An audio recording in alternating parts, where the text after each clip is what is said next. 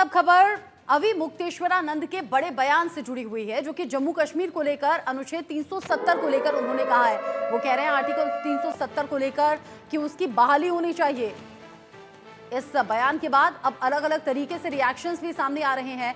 अवि मुक्तेश्वरानंद कह रहे हैं कि 370 की वापसी होनी चाहिए। 370 की बहाली की वकालत एक तरीके से की है। धारा 370 पर अवि मुक्तेश्वरानंद ने अजीबोगरीब बयान दिया है। जम्मू कश्मीर धारा 370 की बहाली होनी चाहिए। जम्मू कश्मीर में 370 की बहाली जरूरी है, ऐसा उन्होंने कहा। एक तरीके से 370 को लेकर जो पिछले कुछ दिन में लगातार जम्मू कश्मीर में सियासत गरमाई हुई है, उसी आग में घी डालने का काम उनके इस बयान ने कर दिया है।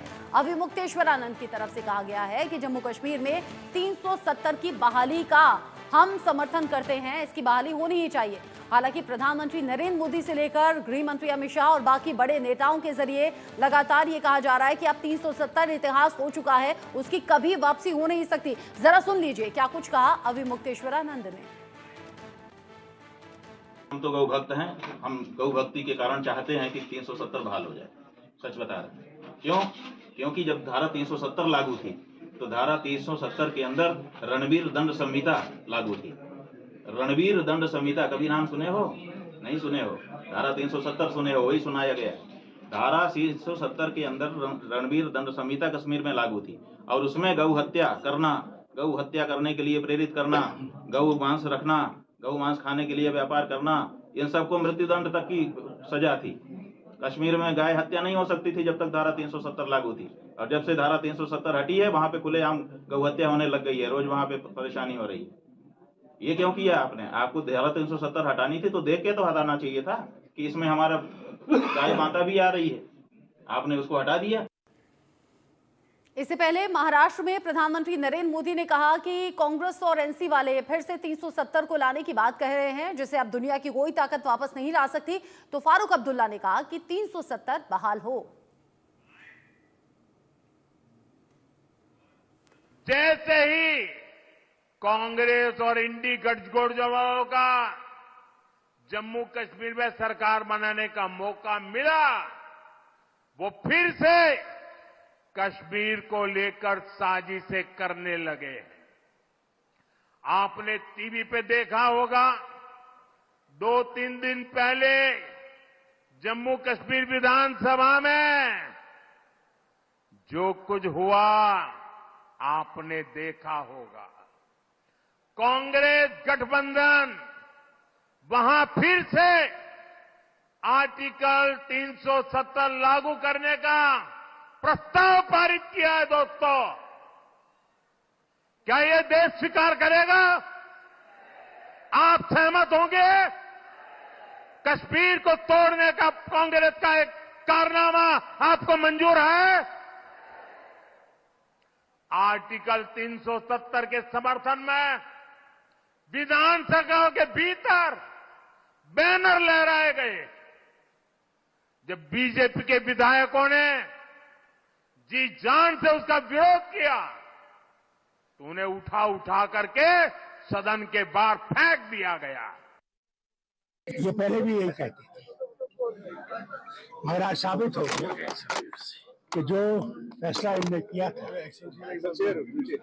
5 अगस्त, वो यहाँ के लोगों को मंजूर नहीं। यहाँ के लोग उसके साथ शामिल नहीं थे। ये साबित हो सारी दुनिया के साथ। लेकिन चैलेंज बीजेपी का है, ये 1 तारीख बन गई है, चलता है। जम्मू में दोबारा इसकी बहाली होगी, जम्मू में इसी पर बात होगी। क्यों नहीं होता? इंशाल्लाह एक दिन, जैसे उमर साहब ने कहा, एक दिन आएगा जब वापस लोगों को इज्जत मिल जाएगी। होगा, हो सकता है मैं नहीं होगा, उमर नहीं होगा, और यहाँ की कौम देखेगी, जम्मू कश्मीर के लोग देखेंगे, वो दिन आएगा। लेकिन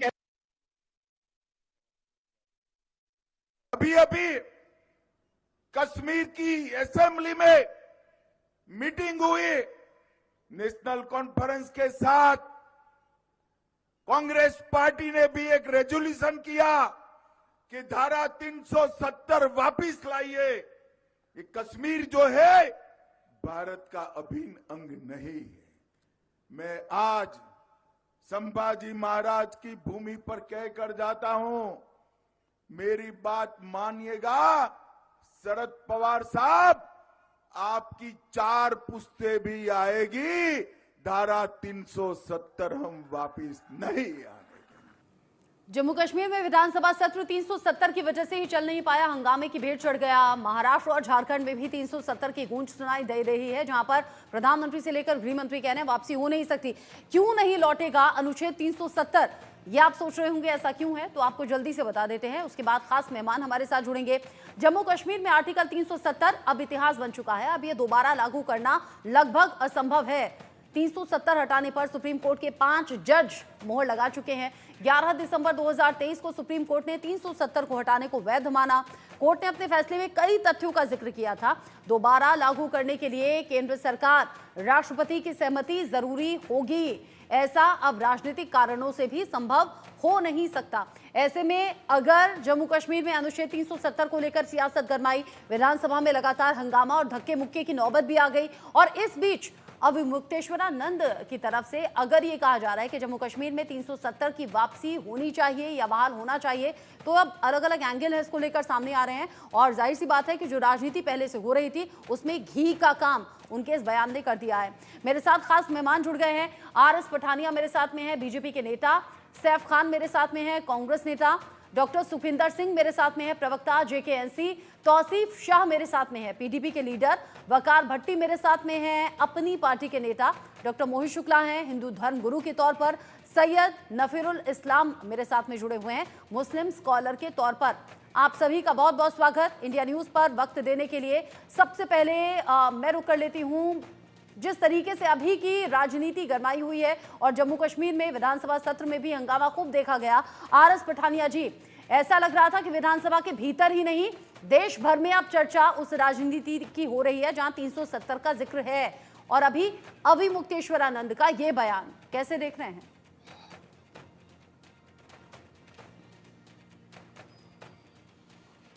RS पठानिया जी कनेक्ट होंगे वो थोड़ी देर बाद हमारे साथ में। RS पठानिया जी, आवाज मिल रही है क्या मुझको? आवाज RS पठानिया जी तक नहीं पहुंच पा रही है। उनसे पहले मैं बात कर लेती हूँ डॉक्टर मोहित शुक्ला से। डॉक्टर मोहित शुक्ला, संत समाज जो कि मार्गदर्शक का काम करते हैं, अविमुक्तेश्वरानंद जिस तरीके से 370 की बहाली की वकालत कर रहे हैं, क्या समझ रहे हैं आप, क्या देख रहे हैं इसमें? देखिए, धारा 370 जो है वो हटाई जा चुकी है और दोबारा लागू भी नहीं हो सकती है। और इसमें स्वामी जी ने जो कहा है, उनका पूरा बयान मैंने पढ़ा, तो उसमें उन्होंने ये कहा कि गौ हत्या जो थी वो धारा 370 में प्रतिबंधित थी, तो गौ हत्या नहीं होनी चाहिए। तो उस पर मैं ये कहूँगा कि गौ हत्या वाली जो बात है उसको जो है पूरी देश में लागू होना चाहिए, पूरे भारत में जो है गौ हत्या प्रतिबंधित होनी चाहिए। उस पर मृत्यु दंड का कानून होना चाहिए, जो स्वामी जी की बात का निष्कर्ष निकल रहा है। तो ये जो उनका विचार है कि धारा 370, देखिए मैं कश्मीर में जो हूँ, 1 माह मुझे रहने का अवसर मिला है और मैंने वहाँ शैव मत की स्थापना कश्मीर से हुई, वहाँ उस पर सेमिनार भी किया है। तो वहाँ के मुस्लिमों से मैंने बात की, उस समय भी वहाँ गौ हत्या हो रही थी, उन्होंने स्वयं स्वीकार किया। और जब कश्मीरी पंडित वहाँ रहते थे, विवाद शुरू हुआ था 80 के दशक में, तब भी वहाँ गौ हत्या लाल चौक पे की गई थी, तभी वहाँ से झगड़ा शुरू हुआ, शुरुआत वहीं से। तो ये गौ हत्या वाली स्वामी जी की जो बात है, संभव है कि उनको ये पूरी स्पष्ट जानकारी नहीं है। और धारा 370 जब नहीं हटी थी तब भी वहाँ गौ हत्या हो रही थी, वहाँ गायों की संख्या अधिक है, भैंस नहीं दिखाई पड़ती है, जो मैंने वहाँ देखा। तो वहाँ पर जो मांस की दुकानों में बड़े बड़े जानवरों के मांस लटके थे, तो वो भैंस और भैंसा तो हो नहीं सकता। यानी आपका ये कहना है कि ऐसा नहीं है कि गौ हत्या पहले नहीं होती थी, ऐसा पहले भी हो रहा था और ऐसा अभी भी हो रहा है। लेकिन अगर 370 की बहाली की बात अविमुक्तेश्वरानंद जी की तरफ से की गई है, तो आप कह रहे हैं कि ये उनकी आधी अधूरी जानकारी है। डॉक्टर सुखविंदर सिंह, जिस तरीके से जम्मू कश्मीर में लगातार आर्टिकल 370 का जिक्र है, अगर संत समाज का बड़ा चेहरा, अविमुक्तेश्वरानंद जैसा बड़ा चेहरा ये बात कह रहा है, तो इसके पीछे वजह क्या है? क्या बैकडोर से कोई बात हुई है? सबसे पहले आपके तमाम पैनलिस्ट को मेरा नमस्कार।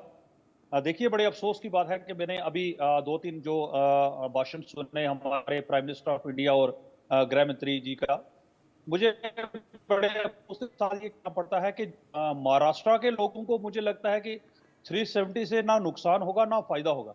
ये जो फ्री की रेवड़ी कल तक बेच रहे थे हमारे प्राइम मिनिस्टर साहब, हमारे होम मिनिस्टर साहब, अब देखिए महाराष्ट्र में वो जाकर 370 की बात कर रहे हैं कि भाई देखिए बहनों भाइयों, अगर 370 वाला हो गया तो यहाँ कश्मीर जो पाकिस्तान का हिस्सा बन जाएगा। मुझे बड़े अफसोस के साथ ये कहना पड़ता है कि हमारे वो लोग जो महाराष्ट्र के लोग, जो उन लोगों को बेवकूफ बनाने की ये पूरी कोशिश की जा रही है। 370 मैं आपको बता दूं, ये खाली 370 हमारे जम्मू कश्मीर को ही नहीं स्पेशल स्टेटस मिला हुआ है। इस देश की 11 स्टेट्स और भी हैं जिनको स्पेशल स्टेटस मिला हुआ है। एक चीज मैं और क्लियर कर दूं आपके मीडिया के माध्यम से, कुछ दिन पहले हमारे नीतीश कुमार जी ने कहा कि हमारे बिहार को भी 370 जैसा एक स्टेटस दिया जाए। तो क्या वो नीतीश कुमार जी भी पाकिस्तान का झंडा चला रहे हैं? बड़े अफसोस की बात है, कुछ लोगों को ये 370 का बेसिकली मतलब ही नहीं पता। सुखविंदर जी फर्क है, सुखविंदर जी फर्क है। आपने बाकी चीजें तो देख ली, लेकिन आपने ये नहीं देखा पत्थरबाजी कैसे होती थी, आपने नहीं देखा कि कैसे वहां जुमे के दिन पाकिस्तान परस्त नारे लगाए जाते थे, आपने ये नहीं देखा कि हुर्रियत नेता कैसे अब अपनी बातों से पलटते हुए या फिर ये कहना है कि भाई 30 साल तो हम अंधेरे में रह गए,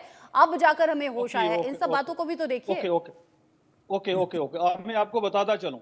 देखिए, आपको पत्थरबाजी में बता दूं, ये भी इसके पीछे भी एक चाल थी।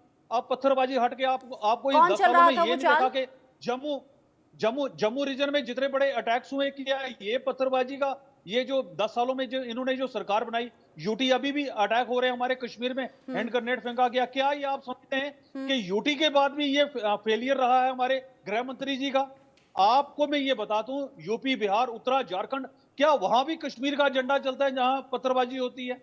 ये चीजें अगर आप कश्मीर के साथ कंपेयर करें तो मुझे लगता है कहीं ना कहीं एक रिलीजन को बदनाम करने की पूरी कोशिश की जाती है पूरे भारतवर्ष में। ये आपको मैं बताता चलूं, देश में इस वक्त, नहीं मुझे पूरी बात करने दीजिए, जम्मू कश्मीर की बहुत सारे युवा ऐसे लोग हैं जो इस देश की सेवा करते हैं दिन रात, हमारी सिक्योरिटी फोर्सेस में रहकर उन्होंने अपनी जान गंवाई हो। कोई डाउट नहीं, लेकिन आपने ही बोल दिया ना सुखविंदर जी, लेकिन आपने ही बोल दिया ना कि घटनाएं पहले भी घट रही थी, घटनाएं आज भी घट रही हैं, आतंकी घटनाएं हो रही हैं ना, लोकल सपोर्ट अभी भी मिल रहा है ना। मैं ये बिल्कुल नहीं कह रही, बिल्कुल जम्मू कश्मीर से बहुत से ऐसे युवा हैं जो देश के लिए प्राण तक न्यौछावर कर रहे हैं, देश की सेवा कर रहे हैं और देश प्रेम उनके दिल में बसता है। लेकिन जो दूसरा पहलू है उसे भी हम नकार नहीं सकते, उसे भी हम किसी भी तरीके से इग्नोर नहीं कर सकते। मेरे साथ और भी मेहमान है और आज मेरे पास बड़ा पैनल है, इसीलिए एक पैनलिस्ट को अगर मैं इतना वक्त दूंगी तो बाकी सबका समय कम हो जाएगा, इसीलिए एक एक करके सभी को अपनी बात कहने का मौका देते हैं। तौसीफ शाह मेरे साथ में हैं जो कि पीडीपी की तरफ से हैं। तौसीफ शाह जी, जो अभी जम्मू कश्मीर में चल रहा है, उस बीच अभी मुक्तेश्वरानंद के इस बयान की एंट्री हो जाना, जम्मू कश्मीर में विधानसभा सत्र हुआ, लोगों को बड़ी उम्मीदें थी, 5 के 5 दिन यूं ही हंगामा होता रहा और हंगामे में भी नौबत ऐसी आ गई कि डिग्निटी तार-तार हो गई, धक्का मुक्की मारपीट तक हो गई सदन के भीतर। ये हो क्या रहा है और इसके पीछे कौन है? जैसा सुखविंदर जी कह रहे हैं, कौन है साजिश? मेरी तरफ से सारे पैनलिस्ट को शुभकामनाएं। और उसके बाद मैं सबसे पहले मुक्तेश्वर जी का बड़ी जोरों शोरों से मैं उनका खैर मकदम करूंगा कि उन्होंने 370 को बहाल करने की एक सिफारिश की है या एक वो अपना पॉइंट रखा है। और दूसरा, सबसे पहले मैं ये कहना चाहूँगा कि जैसे अभी आपने सुखविंदर जी से कहा कि वहाँ पर पत्थरबाजी हो रही थी, बाकी चीज़ें हो रही थी, तो आपको ये भी ध्यान में रखना पड़ेगा कि जो हमने हिंदुस्तान के साथ जो इलाक़ किया है वो हमने 1947 में किया है। तो या मिलिटेंसी जो शुरू हुई, जो पत्थरबाजी की जो हालातें शुरू हुई, वो 1990 के बाद शुरू हुई। तो 47 और 90 के बीच में अप्रॉक्सीमेटली 40 साल का फ़र्क है, 42 साल का फ़र्क है। तो ये 42 साल में आप क्यों बोल रहे हैं कि इन 42 साल में कोई जंग नहीं हुई थी, इसमें कोई फायरिंग नहीं हो रही थी, इसमें कोई पत्थरबाजी नहीं हो रही थी? तो धारा 370 90 से पहले ज़्यादा स्ट्रांग पोजीशन में थी ना। जैसे 75 से पहले प्राइम मिनिस्टर हुआ करता था हमारे पास, तो वहाँ भी धारा 370 थी, 90 तक भी धारा 370 थी, 2019 5 अगस्त तक धारा 370 थी। तो ये चीज़ आप इसमें से ये बाहर निकाल दीजिए कि जो आप यही 30 साल को उठा के धारा 370 को बदनाम जैसे किया जा रहा है कि धारा 370 की वजह से पत्थरबाजी हो रही मैं तो ये देखती हूँ कि कश्मीर ये- बड़ा अलग थलग सा ये- था। मैं तो यहाँ नहीं, दिल्ली में नहीं, बैठकर ये बिल्कुल। देखती हूँ कि देखिए, दिल्ली और बिल्कुल कश्मीर की दूरी एक बड़ी विचित्र सी और बड़ी लंबी सी दूरी थी, जो कम हो गई है, जो कम हो गई है 370 हटने के बाद। देखिए, मेरे बचपन से यहाँ पर हिंदुस्तान मशीन टूल्स की फैक्ट्री है, जिसे जो गड़ियां बनाती है नॉर्मल HMT की फैक्ट्री जिसे कहते हैं, वो यहाँ पर मेरे बचपन से लगी हुई है। मैं भी करीब करीब अप्रोक्सीमेटली 50 साल के आसपास का हूँ, तो वो तब से लगी हुई है। यहाँ पर दिल्ली के बहुत सारी कंपनीज हैं जिनके ऑफिसेज हैं। तो ये कहना कि धारा 370 के होते हुए यहाँ पर कोई हिंदुस्तान की कंपनी काम नहीं कर सकती थी, ये पाकिस्तान का हिस्सा था, या यहाँ पर पत्थरबाजी हो रही थी, या यहाँ पर फायरिंग हो रही थी, ये बिल्कुल गलत है। धारा 370 एक लैंड प्रोटेक्शन था, एक ये प्रोटेक्शन थी जो यहाँ के लोगों को दी गई थी। भारत में दो झंडे थे, कश्मीर का झंडा दो अलग झंडे था देखिए, और दो झंडे, हमारा कॉन्स्टिट्यूशन भी अपना था, बिकॉज हमें कश्मीर बड़ा प्यारा है और वो कश्मीर अलग थलग हो ये कोई देशवासी देखिए, बर्दाश्त हमें कर नहीं बड़ा सकता। प्यारा है। और 370 के हटने के बाद वो जो दूरी है, जो मैं कह रही हूँ, वो जो अलग थलग पड़ने वाली बात है, वो जो दिल की दूरी है, वो कम हुई है। अब कश्मीर के लोग भी ऐसे रहते हैं जैसे देश के बाकी लोग रहते हैं। ये फर्क खत्म हो, ये आप नहीं चाहते क्या? बस 10 सेकंड मुझे कंप्लीट करने दीजिए। देखिए, जैसे आपको कश्मीर बहुत प्यारा है, हमें भी हिंदुस्तान प्यारा है। 1947 में हमने अपनी मर्जी से हिंदुस्तान के साथ इलाक किया, जबकि हमारे सामने दो ऑप्शंस थी। हमारे सामने पाकिस्तान भी था, हमारे सामने हिंदुस्तान भी था। तो हमने जानबूझ के, अब आप इसका अब कोई ऐसी पार्टी आए जो श्रेय लेने की कोशिश करे, जबरदस्ती बोले कि हम ही नहीं, हमने कश्मीर को खींचा अपनी तरफ, ये तो बिल्कुल ये जो श्रेय लेने की बीमारी है, देखिए, तो ये हर पॉलिटिकल पार्टी की है। ये जो श्रेय लेने की बीमारी है, क्रेडिट तो हर पार्टी लेना चाहती है, इस पर मैं कोई टिप्पणी नहीं करूंगी। हाँ, क्योंकि मैं किसी पॉलिटिकल पार्टी का सपोर्ट नहीं करती, इसीलिए मैं खुलकर कह सकती हूँ कि क्रेडिट लेने की होड़ तो सभी के बीच में है। वकार भट्टी साहब, आप क्या सोचते हैं? वकार भट्टी साहब, आप क्या सोचते हैं? इस पूरे घटनाक्रम पर क्या कहना चाहेंगे?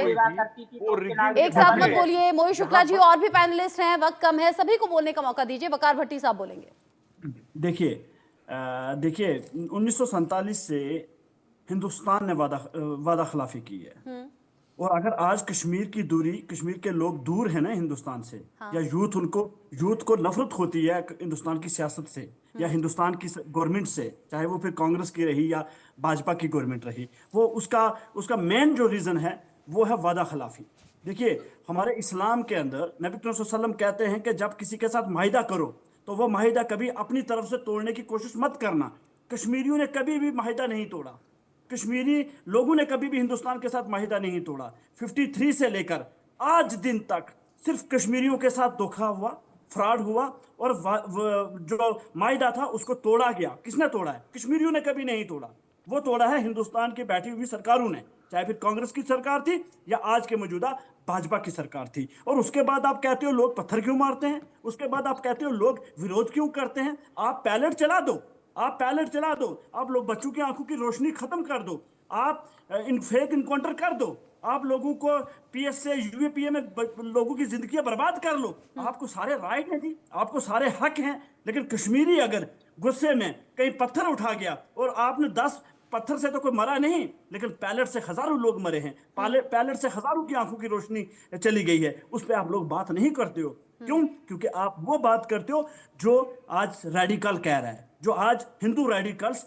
जिस तरीके के साथ प्रोफेट मोहम्मद सल्लल्लाहु अलैहि वसल्लम की शान में गुस्ताखी करता है, वही चीज टीवी में उनको प्रमोट किया जाता है, और हमारी तरफ से अगर हक मांगा जाए तो हमें PS से UAPA में जेल में बंद किया जाता है। आपकी बात सुन ली मैंने, आपकी बात समझ ली मैंने। सैफ खान जी, चूंकि आप फैक्ट्स पर बात करते हैं तो यहाँ मैं आपको लाना चाहूंगी। अच्छा, ये मैंने पहले डिक्लेयर कर दिया, मैं किसी पॉलिटिकल पार्टी को सपोर्ट नहीं करती कंप्लीटली। किसी की कोई बात अच्छी है, किसी की कोई बात अच्छी है, और हाँ, क्रेडिट लेने की ओर तो पार्टियां किसी को पीछे नहीं छोड़ती, सब आगे रहती हैं। अब मैं एक बहुत न्यूट्रल साहब से सवाल करना चाहूंगी। अगर 2014 से पहले का मैं जिक्र करूं, ये नहीं कि 2014 के जस्ट बाद चीजें बदल गई, नहीं, ऐसा भी नहीं है।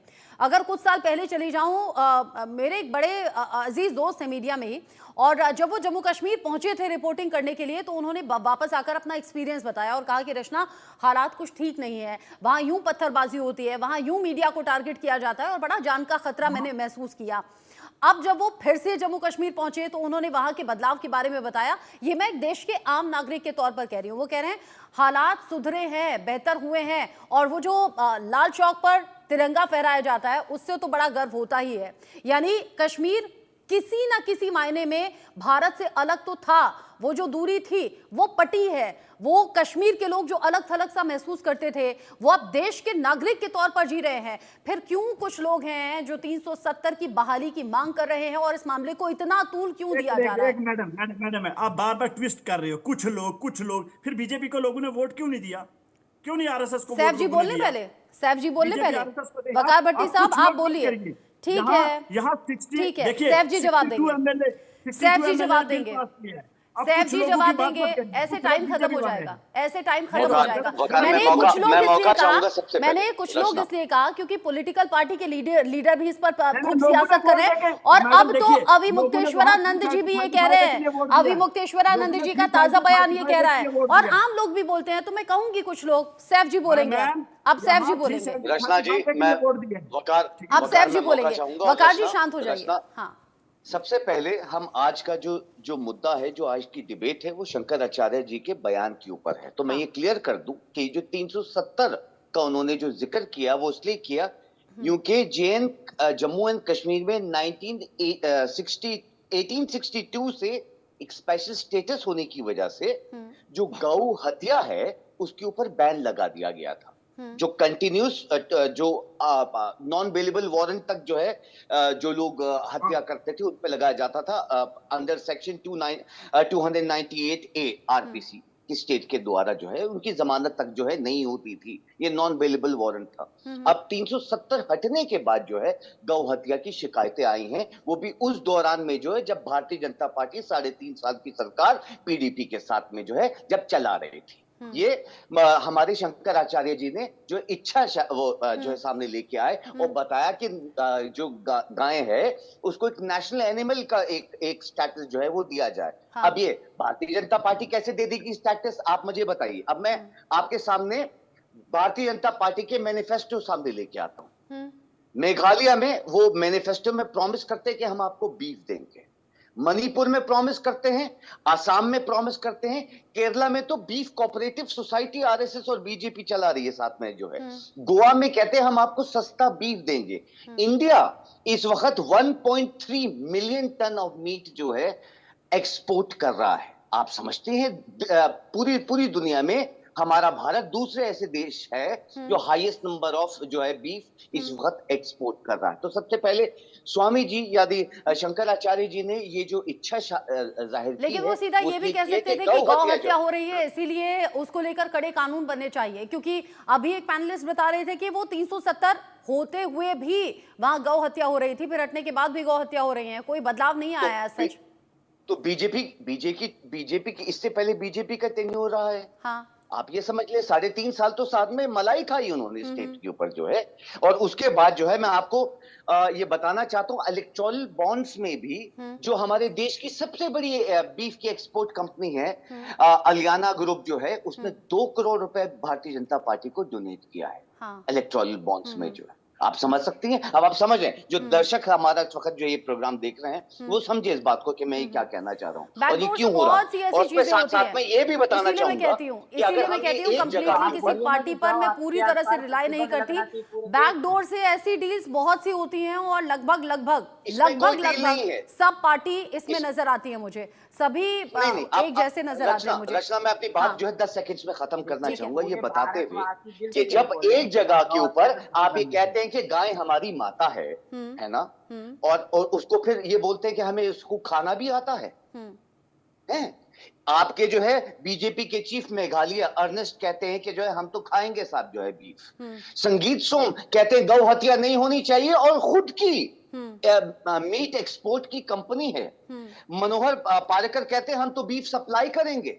ये बयान जो है भारतीय जनता पार्टी की तरफ से आते तो सबसे पहले तो गौ हत्या के ऊपर जो है रोक लगाने के लिए भारतीय जनता पार्टी ने क्या किया, सबसे पहले जो एक्सपोर्ट बढ़ा के जो अपनी जेबें भरी, ये भी एक सवाल पूछा था उन्होंने, ये भी एक सवाल पूछा था। अभी मुक्तेश्वरानंद ने कुछ टाइम पहले भी ये सवाल पूछा था और ये कहा था कि अगर आप इतने गाय हमारी माता है वाले नारे देते हैं, ये सीधे बीजेपी से उनका सवाल था, तो फिर क्यों कुछ कड़े और ठोस कदम नहीं उठाए गए, सिर्फ हिंदू हिंदू कहने से कुछ नहीं होगा। ऐसी सख्त टिप्पणी वो इससे पहले भी कर चुके हैं। नफीरुल इस्लाम साहब, आप इस पर क्या रिएक्शन देंगे? ये सिर्फ राजनीति की बातें हैं। अभी इसमें शंकराचार्य, अविमुक्तेश्वरानंद की भी एंट्री हो गई है। हालांकि 370 से जोड़कर उनके बयान को देखा जा रहा है, लेकिन उनकी बातचीत में पूरा सार गौ माता से रिलेटेड था। लेकिन वो ये भी कह सकते थे कि गौ माता को लेकर कड़े रूल बना दो, लेकिन 370 का जिक्र किया तो ऐसा लग रहा है आग में घी डल गया।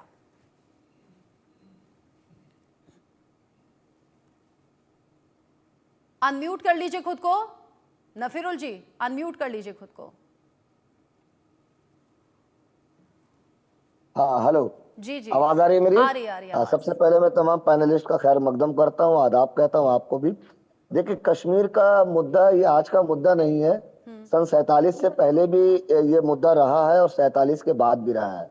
उस जमाने में जिस तरीके से रणबीर पैनल कोर्ट को संवैधानिक तौर पे एक मान्यता दी गई थी 53 में, और उसके बाद जिस तरीके से उसको यूज किया गया, इस्तेमाल किया गया, अलग अलग जमाने में अलग अलग सरकारें वहां बनी, लेकिन जो संविधानिक अनुच्छेद के हिसाब से धारा 370 का जो मुद्दा था, वो मुद्दा कहीं ना कहीं 2019 में जब भारतीय जनता पार्टी की सरकार थी और बहुत सारे PIL सुप्रीम कोर्ट में दाखिल किए गए थे, 5 न्यायाधीश की बेंच वहां बैठी थी, कॉन्स्टिट्यूशनल बेंच, और तमाम सुनवाई के बाद एक फैसला आया था जिसपे राष्ट्रपति रामनाथ कोविंद जी ने उस वक्त राष्ट्रपति ने अपना एक मोहर लगाया था कि 370 को रिवोक कर दिया जाए, ताकि कश्मीर में जो रहने वाले लोग हैं उनको कहीं ना कहीं एक फ्री इनग्रेस और इग्रेस मिले, जिसके तरीके से वो अपने सोच और समझ के तहत अपनी जिंदगी को बिता सके, बिजनेस कर सके, एजुकेशन की तरफ जा सके और बाहरी लोगों के साथ एक पार्टनरशिप में जाकर एक अपनी जिंदगी को बनाने की कोशिश करे। लेकिन हाल ही में जो शंकराचार्य जी का जो बयान आया है, मैं कहीं ना कहीं धार्मिक स्थल, देखिए मैं मुसलमान जरूर हूं लेकिन अपने ईमान के प्रति एक आस्था रखता हूं, और कहीं ना कहीं एक धार्मिक प्रतिक्रिया के हिसाब से उन्होंने जो कहा है वो मुझे लगता है कि 370 का कहीं ना कहीं उस विषय पे एक बहुत बड़ा रोल है, क्योंकि 2019 से पहले जो भारत का रैंक था बीफ एक्सपोर्ट में वो 7 नंबर में था, 7, लेकिन 2019 से लेके 2024 ये 5 साल का जो वक्फा आया है, आज भारत पूरे विश्व में 2 नंबर है ब्राजील के बाद। और सबसे बड़ी ताज्जुब की बात यह है, अगर आप देखेंगे, मैं आपको डेटा दे रहा हूं चैलेंज के साथ, कि जो हिंदुस्तान की सबसे बड़ी company Al Kabir export private limited, जिसके ओनर है mister Satish and mister Atul Sabharwal, Arabian export, नाम देखिए, नाम है अरबियन एक्सपोर्ट, लेकिन उसके मालिक है mister Sunil Kapoor. MKR frozen food export, जिसके मालिक है मिस्टर मदन अबोड, और PML इंडस्ट्रीज प्राइवेट लिमिटेड, जिसके मालिक है मिस्टर AS बिंद्रा।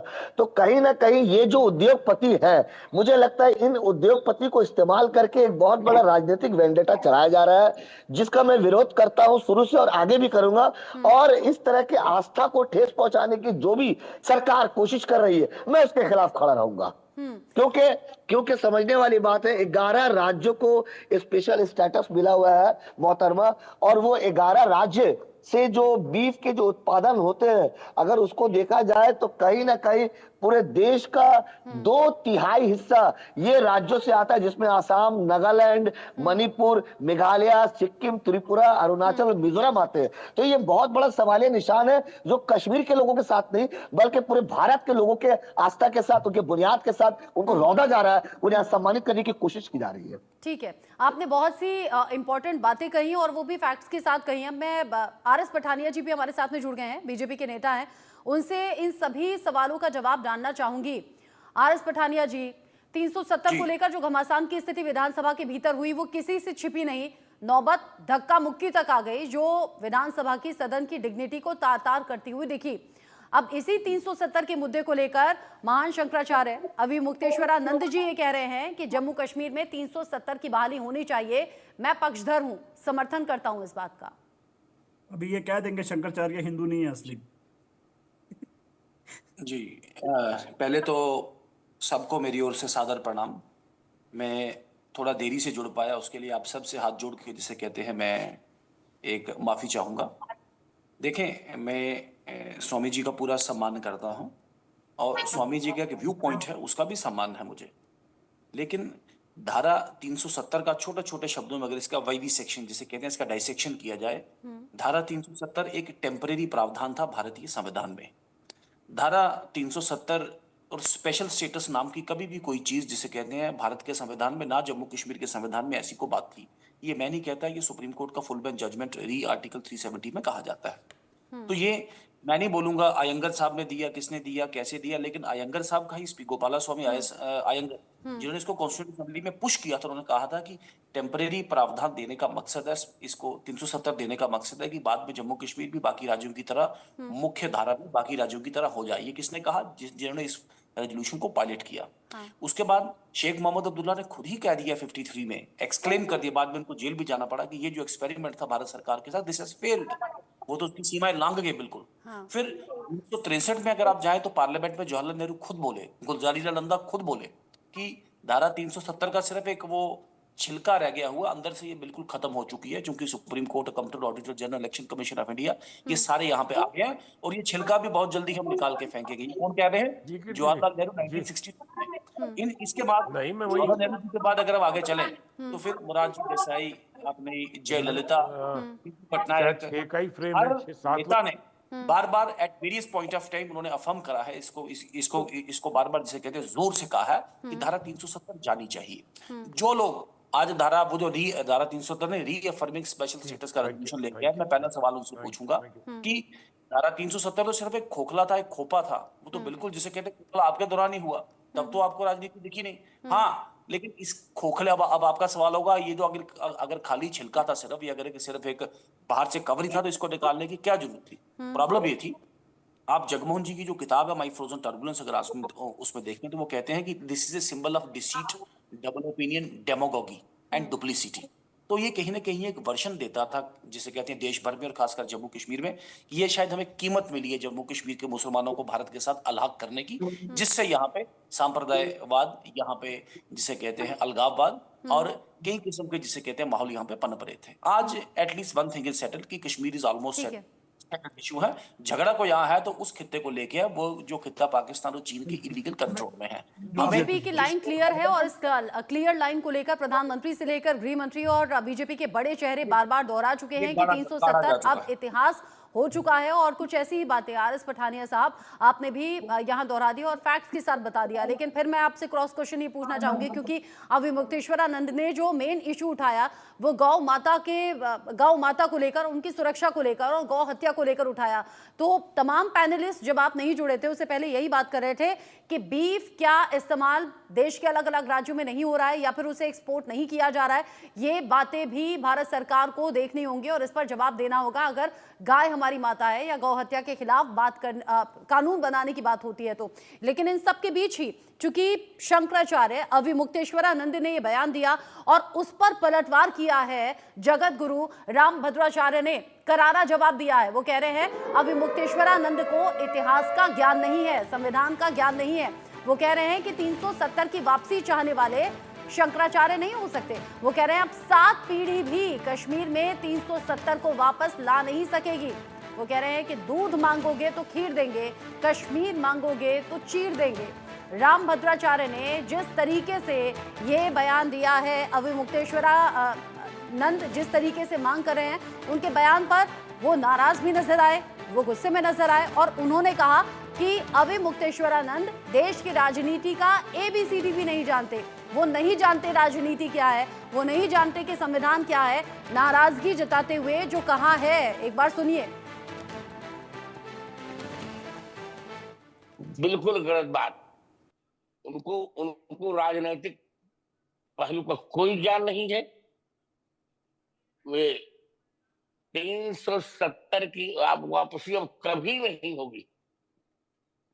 और मैं सबसे कह रहा हूं, उमर अब्दुल्ला से भी और अविमुक्तेश्वरानंद से भी, इनकी 7 पीढ़ियां अब 370 नहीं वापस ले सकेंगी। लेकिन वो कौन लोग हैं जो लगातार 370 का जिक्र किए जा रहे हैं, उस पर राजनीति भी हो रही है और अब अविमुक्तेश्वरानंद जी ने जिस तरीके से बयान दे दिया, ऐसा लग रहा है कि क्या संत समाज भी इसको लेकर सपोर्ट कर रहा है क्या? नहीं, वो संत जो 370 की वापसी की बात की, वो संत ही नहीं है। वे कालनेमी हो सकते हैं, संत नहीं। हालांकि उनकी तरफ 370 से क्यों वापस ली जाएगी? हाँ, हालांकि उनकी अब तरफ मुझे से बोले कहा गया कि मैंने इसलिए ये कहा है कि पहले गौ हत्या नहीं होती थी, जब से 370 हटा है तब से गौ हत्या होने लगी, तो हम ये चाहते हैं कि चूंकि गाय हमारी माता है और कड़े कानून बने, इसीलिए 370 की वापसी का जिक्र है। लेकिन वो नहीं, शायद नहीं, ये नहीं। भूल गए कि 370 की वापसी होगी तो कई चीजें वापस हो जाएंगी। उनको कुछ ज्ञान, मैंने कहा ना, उनको राजनीति के संबंध में भारतीयता का कोई ज्ञान ही नहीं है। अब 370 क्यों वापस होगा? 370 नहीं वापस होगा, 35 से वापस नहीं होगा। हम तो अखंड भारत की मांग करें। हाँ, गो हत्या बंद होगी, इस पे इसकी पहल हम कर रहे हैं। कल ही हमने अपना संघर्ष प्रारंभ कर दिया है। गो हत्या बंद हो, पर 370 कभी भी वापस नहीं होगा। यानी ये क्लियर आपने कर दिया कि हाँ, गौ हत्या के विरोध में तो हम सब हैं, लेकिन 370 की वापसी कतई और कभी भी नहीं हो सकती, और यही बात प्रधानमंत्री ने भी अपने संबोधन में कही अभी हाल ही में। कभी नहीं हो सकती। मैंने कहा ना, जो 370 की वापसी की बात करते हैं उनको मैं देशद्रोही कहने जा रहा हूँ। यानी आप कह रहे हैं कि अविमुक्तेश्वरानंद जी देशद्रोही हैं? निश्चित 370 की वापस कर रहे, बिल्कुल देशद्रोही है। मैंने कहा ना, उनको भारतीय राजनीति का ABCD भी नहीं आता, खुलकर कराओ। गुरुजी, इंडिया न्यूज के माध्यम से कोई संदेश उन तक पहुंचाना चाहेंगे क्या अपना? इस प्रकार के वक्तव्य से उन्हें बचना चाहिए और भारतीय संविधान को पढ़ना चाहिए, यही मेरा संदेश। हम तो सामान्य लोग हैं, लेकिन यहाँ राम भद्राचार्य जी कह रहे हैं अविमुक्तेश्वरानंद के लिए कि देशद्रोह का काम किया है अगर उन्होंने 370 की वापसी की बात यहाँ पर छेड़ दी है। तो इस पूरे मसले को लेकर उत्तर प्रदेश के CM योगी आदित्यनाथ क्या कह रहे हैं, ये भी सुनिए। और हम कांग्रेस के नेतृत्व को भी कहते हैं कि कांग्रेस के नेतृत्व को राष्ट्रीय सुरक्षा के साथ खिलवाड़ करने से बाज आना चाहिए। देश उन्हें स्वीकार करने को अब तैयार नहीं है, कतई तैयार नहीं है। धारा 370 जो समाप्त हो चुका है, जो इतिहास के गर्त में जा चुका है, अब फिर से कश्मीर में कभी लागू नहीं हो सकता। यह आतंकवाद की जड़ है, अराजकता की जड़ है, लाखों कश्मीरी पंडितों के कत्लेआम की जड़ है। ये धारा 370 और 35A कश्मीर के अंदर आतंकवाद का बेयर हाउस बन गया था। इधर 370 को लेकर लगातार विवाद गरमाया हुआ है और उधर हुर्रियत कॉन्फ्रेंस के पूर्व चेयरमैन हैं, उन्होंने दे दी है एक बड़ी यहाँ पर बड़ा बयान दे दिया है और बड़े संकेत दे दिए हैं। और जिस तरीके से उनका बयान सामने आया है, कयास अलग अलग तरीके के लगाए जा रहे हैं। अब्दुल गनी भट्ट हैं जो बहुत बड़ा कबूलनामा वो कर रहे हैं। वो कह रहे हैं कि गुजरे 33 साल में जिक्र करता हूं और बड़ा अफसोस में जताता हूं। उन्होंने कहा कि हम पिछले 30 सालों से अंधेरे में रह रहे थे, युवाओं को बरगलाया गया, भड़काया गया, हमारे युवाओं को कब्रिस्तानों में दफना दिया गया। बड़ी चौंकाने वाली ये बातें हैं। क्या कुछ उन्होंने कहा है, एक बार सुन लेते हैं। You operate in thick darkness. You will always end up in wringing hands, never ever see brightness of tomorrow. Never ever. So how could we do it? We would operate in darkness. We never knew what we are engaged in, what do we really want to do, where do we want to go. Abdul Ghani Bhatt की ये बात बहुत बड़ी है। वो कह रहे हैं 30 साल लगभग हो गए हम अंधेरे में रहे। बीजेपी नेता कविंद्र गुप्ता इस पर रिएक्ट कर रहे हैं, जरा सुनिए। कैसे आप देख रहे हैं इसे, जिस तरीके से लगातार तीसरा दिन बीजेपी के MLAs को बाहर और दफा 370 लगातार मुद्दा बना हुआ है। देखिए, ये गुंडागर्दी का माहौल जो सदन में बनाया गया है, इसके लिए नेशनल कॉन्फ्रेंस की सरकार, चीफ मिनिस्टर और खास करके स्पीकर भी जिम्मेवार हैं। स्पीकर का जो पद की मर्यादा रहती है, वो पक्ष और विपक्ष को बुला करके जो डेडलॉक है उसको तोड़ने का प्रयास करते हैं, लेकिन ऐसा नहीं किया गया। और जानबूझ करके इस प्रकार का माहौल क्रिएट किया नहीं होने है। संसद में जो पास हो चुका है उसको यहाँ पर संविधान में जो चीज़ें हैं उसको स्पीकर को रक्षा करनी चाहिए, ना कि उसमें एक उनका साथी बन करके उनका समर्थन करना चाहिए। यह स्पीकर का रोल बहुत गलत रहा, इसीलिए जम्मू कश्मीर में इस प्रकार का माहौल बना हुआ। बीजेपी के कल भी विधायक इंजर्ड हुए थे, आज भी जिस तरीके से उनको बाहर धक्के मारकर निकाला गया, मतलब मार्शल आउट करना अलग चीज़ है, मगर जिस तरीके से जबरन वहाँ पे चीज़ें हुई, कैसे आप इसे देखते हैं? देखिए, ये साफ जाहिर होता है कि कहीं गुंडागर्दी का परिचय दिया जा रहा है। इसके लिए जो सरकार में बैठे लोग जिम्मेवार होंगे, इनको मूल्य चुकाना पड़ेगा। जम्मू कश्मीर में आज पहले से अलग हालात नजर आते हैं। स्थानीय लोग खुद इस बात का जिक्र करते हैं, लेकिन पिछले कुछ सालों में जम्मू कश्मीर में क्या, कैसे, किस तरीके से बदला है उसका जिक्र कर लेंगे। टूरिज्म के लिहाज से क्या कुछ बदला है जम्मू कश्मीर में, ये ग्राफिक्स के जरिए हम आपको बताते हैं और समझाते हैं। यहाँ 2015 का अगर मैं जिक्र करूं तो 1,33 करोड़ यहाँ पर संख्या में सैलानी यहाँ पर पहुंचे। 2019 जहाँ पर 1,62,00,000 यानी कि 22% ज्यादा टूरिस्ट यहां पर पहुंचे जम्मू कश्मीर घूमने के लिए। साल 2023 जब 2,12,00,000 की संख्या हुई, यानी कि 31% का इजाफा। साल दर साल ये इजाफा हुआ है, लेकिन 2023 में सबसे ज्यादा। अब 2015 से लेकर अब तक के आंकड़े हमने इसलिए आपके साथ साझा किए हैं क्योंकि हम जानते हैं 2014 में मोदी सरकार और बनी, और उसके बाद में जम्मू कश्मीर में ये हालात टूरिज्म के लिहाज से कैसे बदले हैं और अब कैसे वहां टूरिस्ट की संख्या बढ़ी है, टूरिज्म को बढ़ावा दिया गया है। ये आंकड़े इसलिए आपके सामने रखे। साथ ही साथ जम्मू कश्मीर में जहां पर टूरिज्म तो बढ़ा है, लेकिन टेररिज्म का क्या हाल है। अगर मैं कहूं टूरिज्म वर्सेस टेररिज्म, तो ये आंकड़े क्या कहते हैं जान लीजिए। कश्मीर के लिए चुनौती बन रहा है आतंकवाद, जो आज भी घटनाएं छिटपुट हो रही हैं। 370 हटने के बाद अब तक 577 आतंकी हमले हुए हैं। 5 सालों में 185 जवानों ने अपनी शहादत दी है। 370 हटने के बाद 150 नागरिक भी मारे गए हैं। 5 अगस्त 2019 के बाद 766 आतंकी ढेर हुए हैं। टूरिस्ट की बढ़ती हुई संख्या से आतंकी परेशान भी नजर आ रहे हैं। टूरिस्ट की संख्या लगातार बढ़ना, ये जाहिर सी बात है जम्मू कश्मीर के लिहाज से, देश के लिहाज से अच्छी खबर है। लेकिन हाँ, इसमें कोई दो राय नहीं कि आतंकी घटनाएं पूरी तरह से रुकी नहीं है। इनमें कमी जरूर हो सकती है, लेकिन रह रहकर ये आतंकी घटनाएं बढ़ी हैं। और अभी विधानसभा इलेक्शन ओवर होने के बाद तो ये घटनाएं तेजी से बढ़ी भी, और टारगेट किलिंग की घटनाएं भी अभी भी बरकरार हैं, बनी हुई हैं। आरएस पठानिया साहब, चूंकि आप देर से भी जुड़े, आपसे इस पर पहले मैं रिएक्शन चाहूंगी।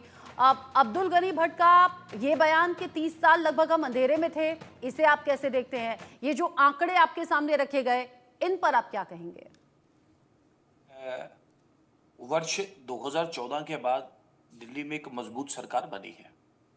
इस मजबूत सरकार की रीति और नीति है जीरो टॉलरेंस टुवर्ड्स टेररिज्म। इस सरकार ने आतंकवाद को किसी भी शक्ल में, चाहे वो नार्को टेररिज्म है, चाहे वो हवाला वाला टेररिज्म है, चाहे वो जिसे कहते हैं आके एक रेडिकलाइजेशन करके लोगों में एक सांप्रदाय का जिसे कहते हैं बीज बोना, या फिर प्रत्यक्ष रूप में जिसे कहते हैं गोली बारूद के साथ करना, ठीक है, इस सरकार ने सीधा कड़ा प्रभाव। ठीक है, ठीक है, क्या ऐसा ही है सैफ जी, क्या ऐसा ही है? मुझे लगता है एक एक करके रिएक्ट कीजिएगा, क्योंकि टाइम कम है, मैं सभी को मौका देना चाहती हूँ। सैफ जी, इत्तेफाक रखते हैं आप आरएस पठानिया जी की बात से? देखिए, सबसे पहले तो पठानिया जी, मुझे लगता है कि सिर्फ जो है अभी टेररिज्म की अगर बात कर रहे हैं तो मैं बताना चाहूंगा कि टेररिज्म तो हमारे देश में बढ़ा ही है। अब बात करते हैं जो मेन मुद्दे की, जो शंकराचार्य जी कह रहे हैं गाय हत्या के ऊपर। मैंने अभी तक भारतीय जनता पार्टी के प्रतिनिधि यानी प्रवक्ता से एक बार ये नहीं सुना कि गाय हत्या के ऊपर जो है रोक लगानी चाहिए। ये सिर्फ जो है इधर आधर जो है पेड़ों के घुमा रहे हैं। ये नहीं कह रहे कि अभी बीफ एक्सपोर्ट कितना बढ़ गया है, कितने इनके लीडर जो है खुद बीफ खा रहे हैं, इसके ऊपर कोई बात नहीं हुई। जो 370 आर्टिकल के ऊपर अगर आप बात करना चाहते तो मैं कुछ फिगर्स आपके सामने लेके आना चाहूंगा। इकोनॉमिक डेवलपमेंट इन दिसंबर 2019, ये KCCI की रिपोर्ट है। 15 1000 करोड़ की इकोनॉमिक कश्मीर को लॉसेस हुए हैं ये आर्टिकल 370 हटने के बाद। 10 लाख स्टूडेंट अफेक्ट हुए हैं जो 1 साल तक जो है कॉलेज और स्कूल्स नहीं जा सके। ये तो वहां के हालात है।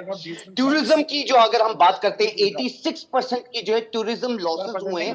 74,000 जॉब्स जो हैं वो लॉसेस हुए हैं 370 के आर्टिकल हटने के बाद जो है। और मैं सामने जो है ये भी बताना चाहूंगा क्योंकि भारतीय जनता पार्टी के प्रतिनिधि जो बैठे हैं वो सिर्फ आपको अभी टेररिज्म के ऊपर लेके आ रहे हैं। मैं ये जानना चाहूंगा कि कौन से ऐसी जो बाकी के हमारी 11 स्टेट्स हैं जहां पे आप जमीन नहीं ले सकते। एक एग्जांपल आपको दूं जो है अगर मैं उत्तराखंड का दूं मगर आप जम्मू एंड कश्मीर में जाके आप जो परचेज जरूर कर सकते हैं। आर्टिकल 370 अगर था तो आप जमीन नहीं खरीद सकते थे क्योंकि आपके आंकड़ों पर भी शक है आरएस पठानिया जी को, तो एक काम कीजिएगा पर्सनली आप व्हाट्सएप भी कर दीजिएगा। इम्पैक्ट ऑफ एलिगेशन मैं बताना चाहूंगा कि इस वक्त ये रही रिपोर्ट जर्नलिज्म की चूंकि वक्त कम है, मैं चाहती हूँ आप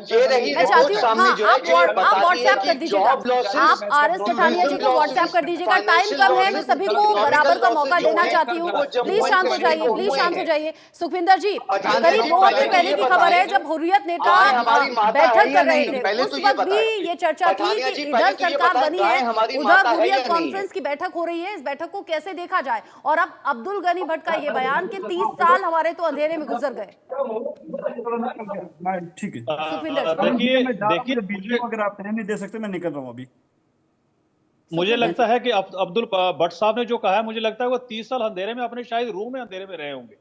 देखिए जहां तक टूरिज्म की बात की तो मैं आपको एक चीज जरूर क्लियर कर दूं, हिंदुस्तान की जितनी बड़ी पुरानी फिल्म्स आप देख लें वो कश्मीर में बनी हुई हैं। आपको मैं 2014 का एक चीज बता दूं, 2014 में जब इन्होंने हमारे यहाँ इमरजेंसी लगाई जम्मू कश्मीर में, तो यहाँ टूरिस्ट कम से कम 2 मैं रोक रही हूँ आपको, माफी के साथ